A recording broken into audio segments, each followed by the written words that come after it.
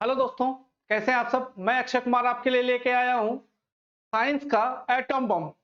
Science का atom bomb, यह जो हमारा कोर्स होगा दोस्तों, इसमें हम साइंस को एक एक साइंस के चैप्टर को एमसीक्यू के फॉर्म में सॉल्व करेंगे और एमसीक्यू के फॉर्म में हम अपना सिलेबस कवर करवाएंगे। बहुत ही कम समय में आप साइंस के हर एक सवाल को जो विभिन्न प्रकार के प्रतियोगी परीक्षाओं में या कॉम्पिटेटिव एग्जाम में पूछे जाते हैं, उसको आप इस एटम बम से कवर कर सकते हैं। तो साइंस का यह हमारा जो है एक एक्सपेरिमेंट है कि हम साइंस को एमसीक्यू के फॉर्म में किस प्रकार, एक एक चैप्टर के एमसीक्यू के फॉर्म में किस प्रकार हम साइंस को कवर कर सकते हैं। तो केमिस्ट्री की शुरुआत करेंगे हम आज दोस्तों। आज का जो हमारा टॉपिक होगा केमिस्ट्री का, जो पहला चैप्टर है, कोई भी बुक आप उठाएं तो उसका पहला चैप्टर है स्टेट ऑफ मैटर या पदार्थ की प्रकृति। पदार्थ की प्रकृति को हम एमसीक्यू के फॉर्मेट में किस प्रकार कंप्लीट करेंगे, आइए देखते हैं। हमारा पहला क्वेश्चन जो होगा दोस्तों, इसमें एमसीक्यू की जो हमारा पहला सवाल है, देखिए आपके सामने दिख रहा होगा। हमारा पहला सवाल है, who is the father of modern chemistry, या आधुनिक रसायन विज्ञान का जनक किसे कहा जाता है। ऑप्शन है हमारा लेवासिए, हेरोडोटस, चैडविक, मॉसले। इसका आंसर क्या होगा दोस्तों? इसका आंसर होगा ऑप्शन ए लेवासिए। लेवासिए को मॉडर्न केमिस्ट्री का फादर कहा जाता है। नेक्स्ट जो हमारा क्वेश्चन होगा वो है दोस्तों, what is the fourth state of matter, या पदार्थ की चौथी अवस्था क्या है। पदार्थ जो है किस अवस्था में, पदार्थ की चौथी अवस्था क्या है। ऑप्शन है solid, liquid, Bose Einstein condensate, या फिर प्लाज्मा।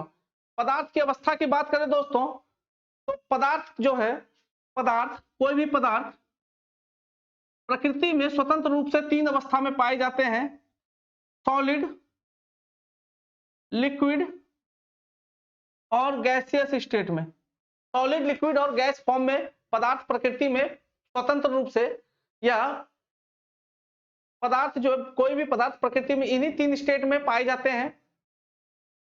चौथा स्टेट और पांचवा स्टेट जो है, चौथा स्टेट है प्लाज्मा स्टेट। इस सवाल का आंसर होगा ऑप्शन डी प्लाज्मा स्टेट।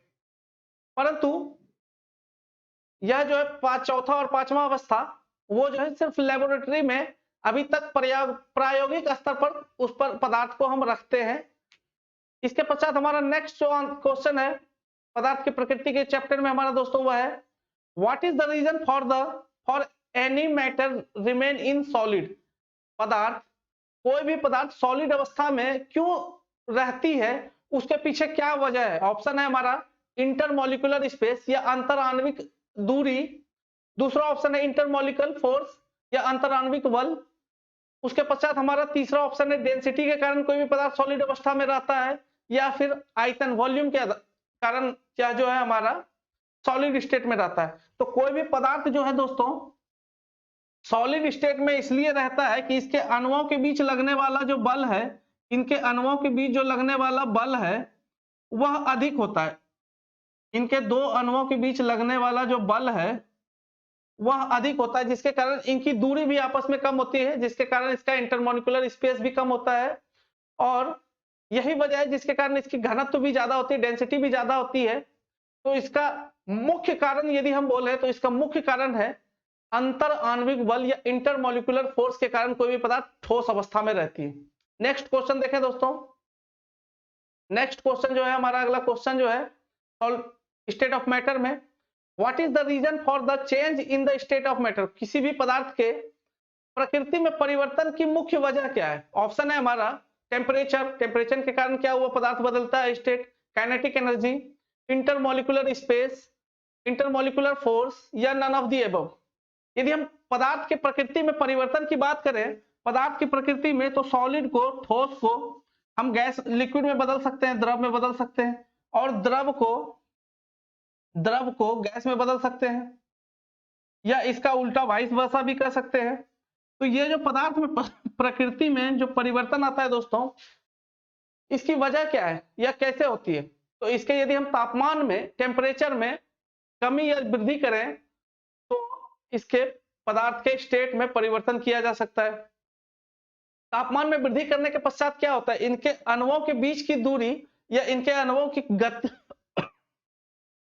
इनके अणुओं की गतिज ऊर्जा बढ़ जाती है। ये अणुओं की जो है गतिज ऊर्जा बढ़ जाती है, जिसके कारण अणु दूर दूर जाने लगते हैं या फिर टेम्परेचर कम करते हैं, तो टेम्परेचर कम करने के कारण क्या होता है, इनके अणुओं की गतिज ऊर्जा कम हो जाती है, तो वह एक जगह स्थिर हो जाती है या जमने लगती है, जिसके कारण लिक्विड गैस सॉलिड हो जाती है, या फिर टेम्परेचर बढ़ाते हैं तो इनके अणुओं की गतिज ऊर्जा बढ़ जाती है। तो इसका वजह क्या है, तापमान। तापमान एक प्रमुख वजह है, तापमान के कारण ही गतिज ऊर्जा में परिवर्तन आता है या गतिज ऊर्जा में वृद्धि या कमी होती है, और उसी के पश्चात इंटरमोलिकुलर स्पेस या इंटरमोलिकुलर फोर्स में वृद्धि होती है।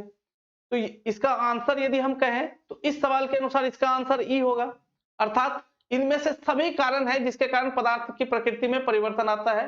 तो यह हमारा तीसरा सवाल जो है, चौथा सवाल जो था, what is the reason of the change of the state of matter. इसके पश्चात हम नेक्स्ट क्वेश्चन पे जाए दोस्तों, व्हाट इज एलिमेंट। एलिमेंट पदार्थ की क्या परिभाषा है, पदार्थ की क्या परिभाषा है, तत्व की क्या परिभाषा है। एलिमेंट, पदार्थ को देखा हमने, कोई भी मैटर प्रकृति में पदार्थ को हम दो भागों, उसकी विशेषताओं को दो भागों में बांटते हैं, भौतिक विशेषता अर्थात सॉलिड लिक्विड गैस के स्टेट में जो पदार्थ रहती है, उसके पश्चात रासायनिक गुणों के आधार पर बांटते हैं, तत्व, यौगिक और मिश्रण। रासायनिक गुणों के आधार पर पदार्थ को बांटते हैं। मैटर को यदि हम उसके केमिकल प्रॉपर्टीज पे देखें, केमिकल प्रॉपर्टीज पर देखें, इसकी जो केमिकल प्रॉपर्टीज के आधार पर ही हम इसको देखते हैं, एलिमेंट, तत्व, यौगिक कंपाउंड, और तीसरा है मिक्सचर। मिक्सचर, एलिमेंट, कंपाउंड और मिक्सचर, एलिमेंट या तत्व।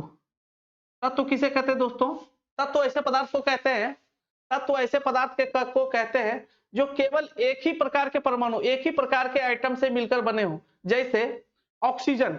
जैसे एलिमेंट जो है एक ही प्रकार के एटम से मिलकर बने हो, एक ही प्रकार के atom,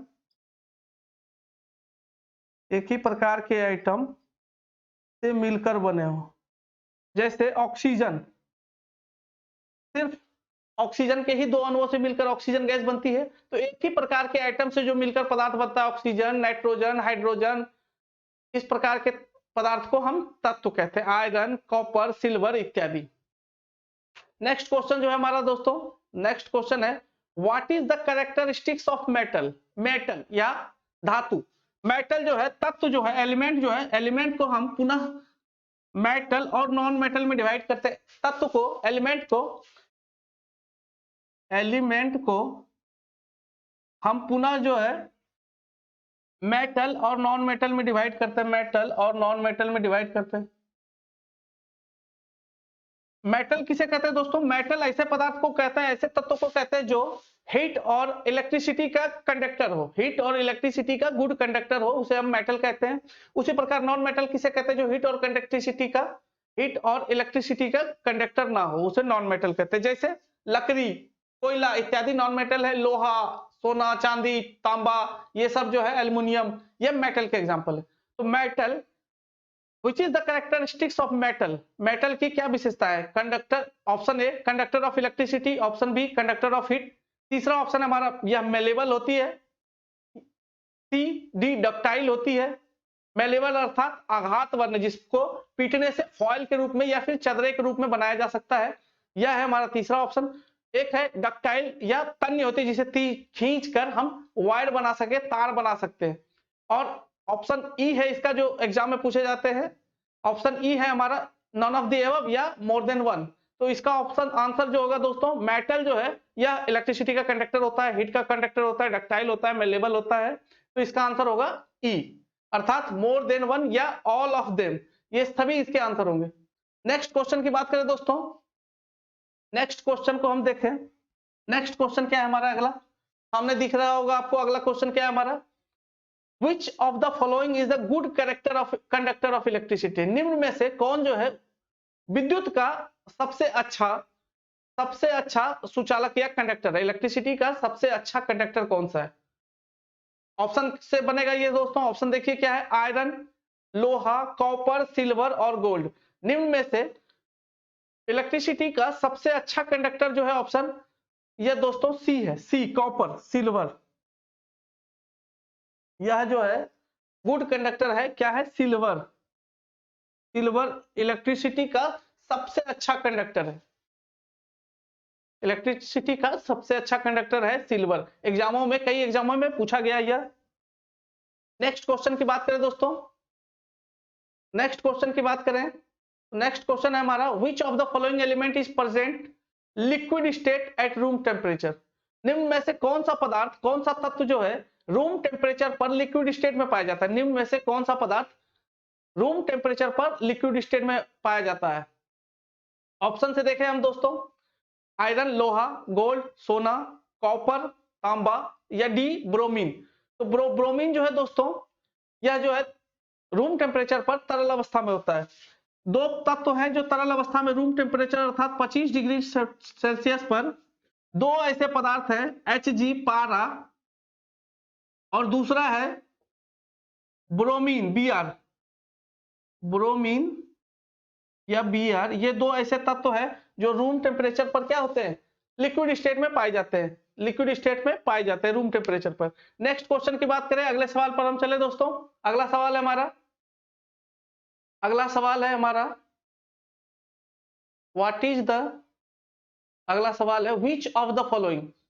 next question, 9th question हमारा, which of the following element convert directly from solid to gas. अर्थात कौन सा ऐसा पदार्थ है जो डायरेक्ट सॉलिड से हम गैस में बदल सकते हैं। गैसों पदार्थ के प्रकृति में परिवर्तन को देखा हमने, सॉलिड को गैस बना सकते हैं, टेम्परेचर बढ़ाकर गैस को, लिक्विड को गैस बना सकते हैं, सॉलिड को भी गैस बना सकते हैं टेम्परेचर बढ़ा के। तो निम्न में से कौन सा पदार्थ है जो डायरेक्ट सॉलिड से, कोई भी पदार्थ पहले सॉलिड से लिक्विड में जाता है, तरल अवस्था में आती है, उसके पश्चात तापमान बढ़ाते हैं तो लिक्विड में जब बॉइलिंग पॉइंट पे लिक्विड पहुंचती है, बॉइलिंग पॉइंट पर जब लिक्विड पहुंचती है तो क्या होता है, उसके पश्चात इवोपराइजेशन या वाष्पन की क्रिया शुरू होती है और तरल पदार्थ गैस के रूप में परिवर्तित होने लगती है, जहां गुप्त उष्मा की भूमिका होती है, लेटेंट हीट की भूमिका होती है दोस्तों। कि कौन सा ऐसा पदार्थ जो है डायरेक्ट जो सॉलिड से गैस में बदल जाते हैं। सॉलिड से यदि कोई पदार्थ गैस में बदलती है दोस्तों, तो इस प्रोसेस को हम कहते हैं ऊर्ध्वपातन।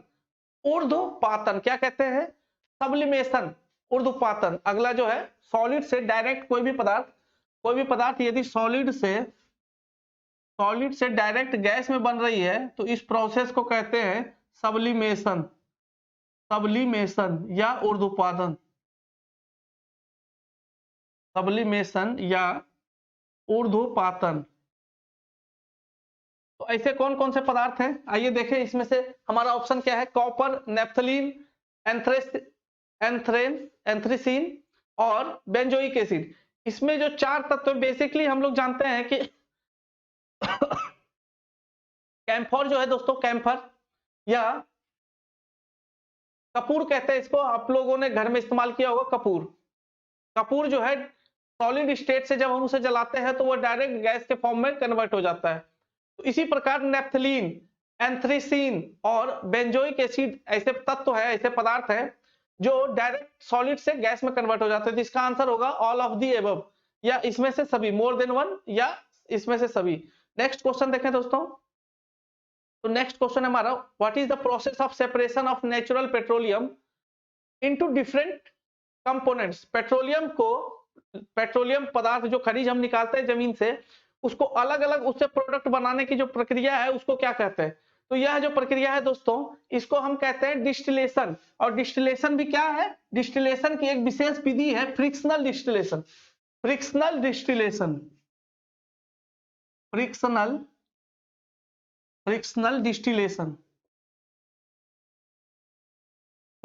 डिस्टिलेशन द्वारा पेट्रोलियम प्रोडक्ट प्राप्त करते हैं। पेट्रोलियम प्रोडक्ट को प्राप्त करते हैं किससे, फ्रैक्शनल डिस्टिलेशन में क्या करते हैं हम दोस्तों, अलग अलग बॉइलिंग पॉइंट के कारण अलग अलग बॉइलिंग पॉइंट वाले पदार्थों को हम इस विधि द्वारा, अलग अलग बॉइलिंग पॉइंट वाले पदार्थों को हम इस फ्रैक्शनल डिस्टिलेशन विधि द्वारा प्राप्त करते हैं। यहां से जो है हम कच्चा पदार्थ डालते हैं दोस्तों, इधर हीट करते हैं हम इसको, अलग अलग बॉइलिंग पॉइंट के कारण क्या होगा, जिसका बॉइलिंग पॉइंट सबसे कम होगा वह सबसे पहले इवेपोराइज्ड हो जाएगा। तो सबसे प्योर प्रोडक्ट यहां से वेपोराइजेशन के पश्चात, कंडेंसेशन के पश्चात हम यहां से प्राप्त कर लेंगे। इसी प्रकार हम जो है क्रमबद्ध रूप से पेट्रोलियम से अलग अलग प्रकार के प्रोडक्ट, जैसे kerosene, petrol, diesel, glycerine, gasoline, इत्यादि, और अंत में जो है चारकोल, ये सब प्रोडक्ट पेट्रोलियम प्रोडक्ट है।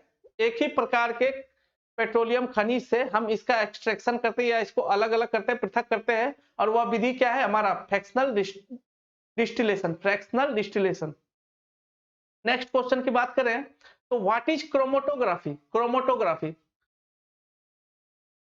तत्वों के बारे में देख लिया हमने दोस्तों। एलिमेंट के बारे में, एलिमेंट जो है एलिमेंट, कंपाउंड और मिक्सचर है। तो यह जो हमारा अभी विधि था फ्रैक्शनल डिस्टिलेशन, यह मिक्सचर को, एलिमेंट क्या है एक ही प्रकार के एटम से बने हुए पदार्थ, उसी प्रकार कंपाउंड क्या होता है एक या एक से अधिक, दो या दो से अधिक एलिमेंट के या तत्वों के एक निश्चित अनुपात में, डिफिनिट रेशियो में मिलने से जो पदार्थ बनता है उसको हम कंपोनेंट कहते हैं। इसी प्रकार जब दो या दो से अधिक तत्वों का और निश्चित अनुपात में मिलन होता है या इंडेफिनिट रेशियो में, प्रोपोर्शन में पदार्थ मिलाए जाते हैं या अभिक्रिया करते हैं तो उससे जो पदार्थ बनते हैं उसको हम मिक्सचर कहते हैं। तो यह जो अभी हमने देखा फ्रैक्शनल डिस्टिलेशन, यह एक प्रकार के पेट्रोलियम पदार्थ का एक प्रकार का मिक्सचर है। तो मिक्सचर को सेपरेट करने की जो प्रोसेस है, विधि है फ्रैक्शनल डिस्टिलेशन, उसकी एक विधि में से एक है। उसी प्रकार एक विधि है क्रोमेटोग्राफी। सबसे पहला तो सवाल यही है हमारा कि व्हाट इज क्रोमेटोग्राफी। हाँ, ये हमारे बीपीएससी के अंतर्गत पूछा गया सवाल था, रेलवे में यह सवाल कई बार पूछा गया है दोस्तों। विभिन्न प्रतियोगी परीक्षाओं में हमारे इस एटम बम से सवाल, इस एटम बम में वैसे सवाल है जो एग्जाम में पूछे गए हैं, और यह हमारा नया तकनीक है या नया प्रयोग है कि हम हर एक चैप्टर को एमसीक्यू के फॉर्म में कवर करें। तो नेक्स्ट टॉपिक था हमारा, नेक्स्ट क्वेश्चन था हमारा व्हाट इज क्रोमेटोग्राफी। तो क्रोमेटोग्राफी जो है दोस्तों, यह है method of separating dissolve chemical substance, मतलब केमिकल सब्सटेंस को डिसॉल्व करने की या अलग करने की एक विधि है। केमिकल प्रोडक्ट को अलग करने की एक विधि है। इसका क्वेश्चन को देखें तो ऑप्शन विकल्प क्या था, a method of separating dissolve chemical substances, photographical method, type of distillation process, type of temptation process and none of the above. तो इसका आंसर क्या होगा दोस्तों, इसका आंसर होगा ए। आज का हमारा एटम बम यही तक था दोस्तों। कल हम नेक्स्ट टॉपिक से, अगले लेक्चर में हम हमारा अगला टॉपिक करेंगे atom and molecules. Atom and molecules के जितने एमसीक्यू बनते हैं उसको हम नेक्स्ट सेशन में कवर करेंगे। एटम बम आपकी सफलता की guarantee. Thank you very much.